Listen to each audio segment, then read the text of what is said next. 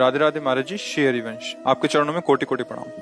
महाराज जी, हम नियमों का पालन करते हुए गृहस्थी में हैं, पर कर्म बंधन वश पति का कहीं और संबंध है, इसलिए जप में प्रयास करते हुए भी बहुत बाधाएं आती हैं। कृपया मार्गदर्शन करें, जप को कैसे बढ़ाऊं और मैं इस स्थिति में कैसे आगे बढ़ूं? समस्या तो है, और ये समस्या अज्ञान के कारण बहुत बढ़ रही समाज में हमारे, क्योंकि ये जो बॉयफ्रेंड गर्लफ्रेंड का रिवाज चल रहा है ना, ये समस्या ही समस्या है। बच्चों को नजर नहीं आ रही ये बात।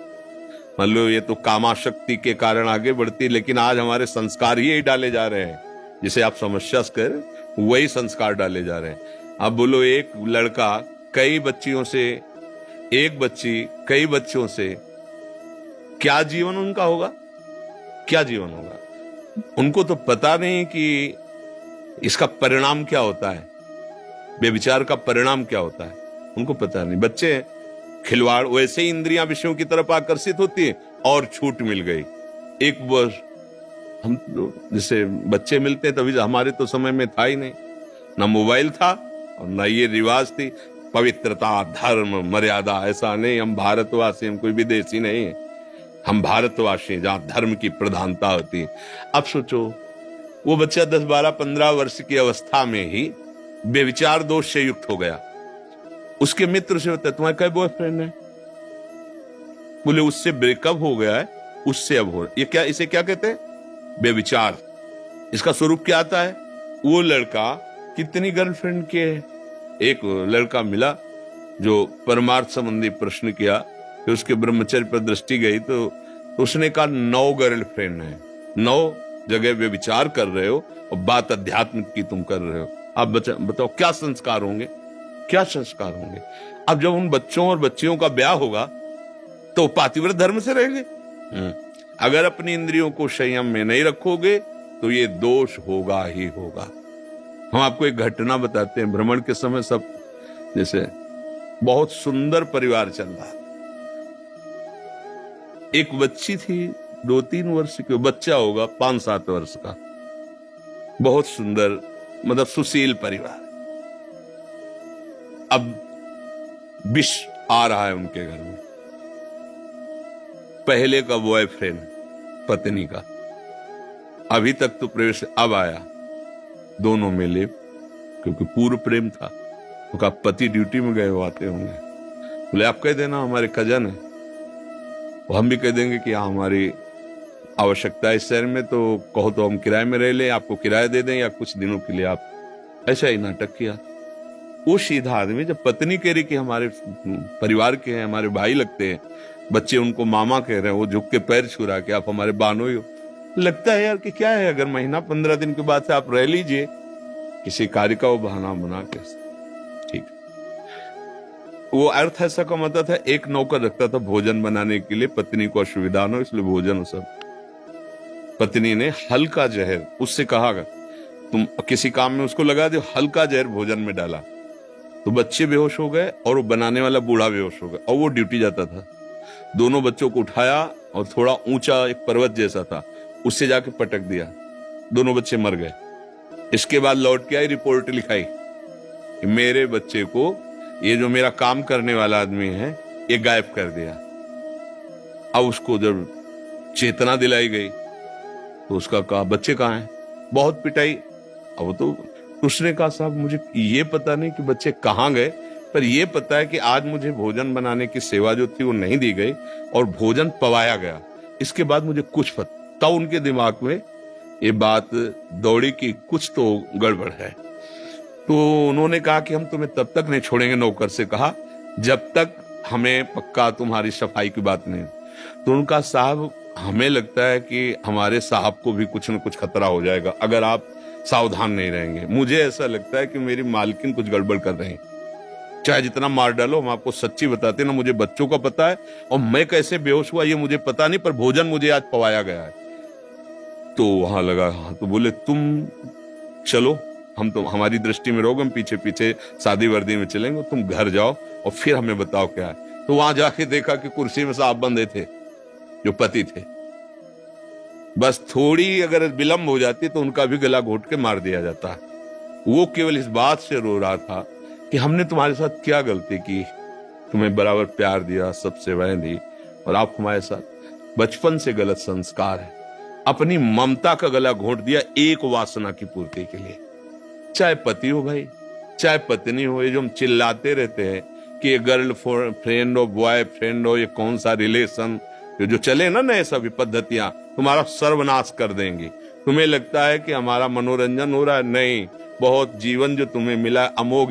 पुराने जनों के आचरणों को देखो, पवित्र कैसे माताएं बहनें पवित्र, कितनी निष्ठा, कितना भाव।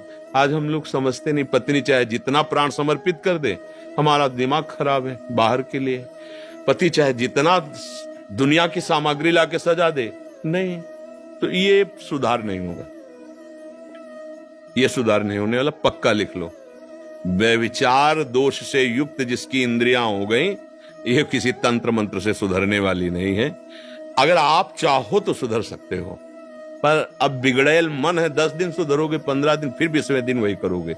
इसीलिए तो गुरुकुलों में भेजे जाते थे बच्चे, माताएं बहनों को बहुत सावधानी से पढ़ो लिखो, लेकिन पवित्र आचरण, हर चीज की जानकारी माता पिता रखते थे।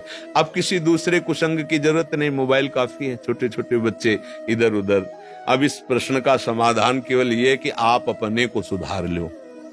हमारी राय में अगर वो पति बन करके आए हैं, वो अपना बुरा आचरण करें, वो भोगेंगे। आपका जो कर्तव्य, आप अपने कर्तव्य का पालन करते हुए भजन करते रहो, तो तुम्हारा मंगल हो जाएगी। पर ये बात समझ में नहीं आएगी, लेकिन हमारे पास जो शिक्षा है वो कल्याण के लिए है। नहीं तो ये थोड़ी कि पति व्यभिचारी तो तलाक दे दीजिए। हमारा तो जो सिद्धांत है कि धैर्य पूर्वक चलो, अपनी इंद्रियों पर शासन करो, अपने संबंधियों का भी मंगल हो, भगवान से प्रार्थना करो कि भगवान हमारे पति की बुद्धि शुद्ध कर दो। कई बार हम कहा है कि हमें शराबी से नफरत नहीं करना, शराब छुड़वा दो, वो बढ़िया आदमी हो जाएगा। अगर पति ये बेविचार प्रवृत्ति छोड़ दे तो बढ़िया आदमी हो जाएगा। आप साधन करो, नाम जप करो, और अगर भगवान उसकी बुद्धि शुद्ध कर दे तो एक सच्चा पति भी बन सकता है। हम तो आपको मजबूत करना चाहेंगे कि आप अपनी इंद्रियों पर शासन करके आप वो गलती मत करो जो पति कर रहा है। नाम जप करो, नाम जब छूटे क्यों, आप कौन सहारा है? आप खुद कह रहे हो जिस पति का सहारा लिया वो दूसरे, तो आप फिर लो ना परम पति का सहारा, भगवान का आश्रय लिया, उनका नाम, प्रभु अब तो आप ही मेरे प्रीतम हो, आप ही मुझे संभाल। वो मंगल भवन है, वो संभाल लेंगे। हमें पक्का विश्वास है, भगवत सहारे हो जाओ, सब ठीक हो जाएगा।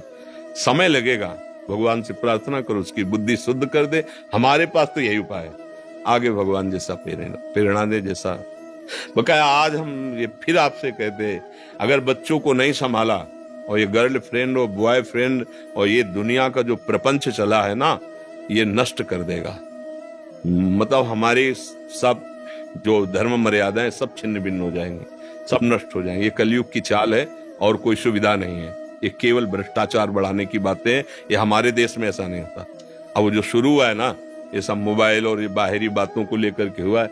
हमारा तो धर्म का देश है, जहां एक पूज्य भाई जी हनुमान प्रसाद पोद्दार जी ने इसमें लिखा था कि सम्राट अकबर जब यहाँ आया हुआ था तो बहुत से राजपूतों का कत्ल किया गया, राजपूतों का कत्ल हुआ, और वो रात्रि में स्वयं तैनात होकर के सैनिकों के साथ, तो देखा कि जहां राजपूतों की लाशें थी, वहां कोई एक नवयुवक सैनिक के वेश में दीपक से लाशों को देख रहा है। बाबा ए सावधान, तो छोटी सी एक चाकू खोसे हुई थी, तुरंत चाकू पे हाथ लगाया, हाथ ऊपर करो, शांत खड़े रहना। नजदीक जाके देखा तो लड़की है, 12-14 वर्ष की। साहब तुम यहां कैसे? तुम कोई शूरवीर योद्धा सैनिक तो हो नहीं, कैसे यहां? तो उनका हमारा ब्याह तय हो गया था, और हमने सुना है वो राजपूत युद्ध करते समय मारा गया है, तो मैं अपने पति के 100 को ब्याह हुआ नहीं था, ब्याह तय हो गया था। उनका बोले नहीं, हम भारतवासी हैं, एक बार जिसको स्वीकार कर लिया, एक बार। ये निष्ठा कहीं विदेशों में थोड़ी है, ये तो हमारी भारतीय निष्ठा है। आश्चर्यचकित हो गया अकबर, और ससम्मान के साथ उसके 100 को उसके साथ विदा किया। जब सावित्री जी को पता चला कि मेरे पति की आयु तो केवल 1 वर्ष है, जिसको मैं वरण कर रही हूं, तो उन्होंने, पिताजी ने कहा कि खूब ऐश्वर्य है, अभी ब्याह तो हुआ नहीं, तुमने वरण किया मन से, दूसरा पति है उनका? नहीं, धर्म कहता है एक बार जिसको स्वीकार कर लिया अब जीवन में दूसरा बचा लिया, यमराज से बचा लिया, नहीं बचा लिया।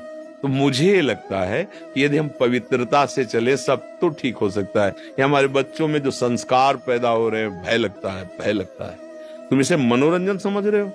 जीवन के नाश को मनोरंजन समझ रहे हो? मदिरा पीना, छोटे छोटी अवस्था के बच्चे बेविचार, ये मनोरंजन है। ये अवस्था मनोरंजन की है। नाश, क्या मन की दशा होगी, क्या बुद्धि की दशा होगी, क्या तुम्हारा एक पति के प्रति प्रेम होगा, क्या तुम्हारा एक पत्नी के प्रति प्रेम होगा, क्या तुम्हारा एक घर बचे। सोचो, तुम्हारा अलग विचार, पत्नी का अलग विचार, तुम्हारा अलग मित्र, उसका अलग मित्र, एक ही घर में रहना, कैसे जियोगे? कैसे तुम्हें शांति रहेगी? कैसे तुम्हारा हृदय आनंदित रहेगा? तो भाई अब ये बातें कहा जाता है कि तो बाबा जी हैं, इनको क्या पता, ये तो अपने शास्त्रों की गाते हैं। अरे नया आधुनिक समाज, वीआईपी सिस्टम है, वीआईपी लोग हम हैं भैया। हमें ऐसे वीआईपी पने से डर लगता है जो तुम्हारे घर का नाश कर दे, जो तुम्हारी पवित्रता का नाश कर दे, जो तुम्हारे धर्म का नाश कर दे। तुम्हें पता नहीं ऐसा। तो सखी, मुझे लगता है कि भगवान का आश्रय लेकर भगवान से प्रार्थना करो कि पति की बुद्धि शुद्ध हो। भगवान बड़े कृपालु हैं। जो जीवन है भगवत भजन करते हुए व्यतीत किया जाए, यही सार है। ये जीवन नष्ट करने के लिए नहीं मिला। किसी एक बात पर आगे बढ़ो। भगवान की प्राप्ति ही परम मंगल है। यहाँ सब धोखे का है। सही पूछो तो उमा कहूं मैं अनुभव अपना, सत हरि भजन जगत सब बड़ा धोखा है इस संसार में।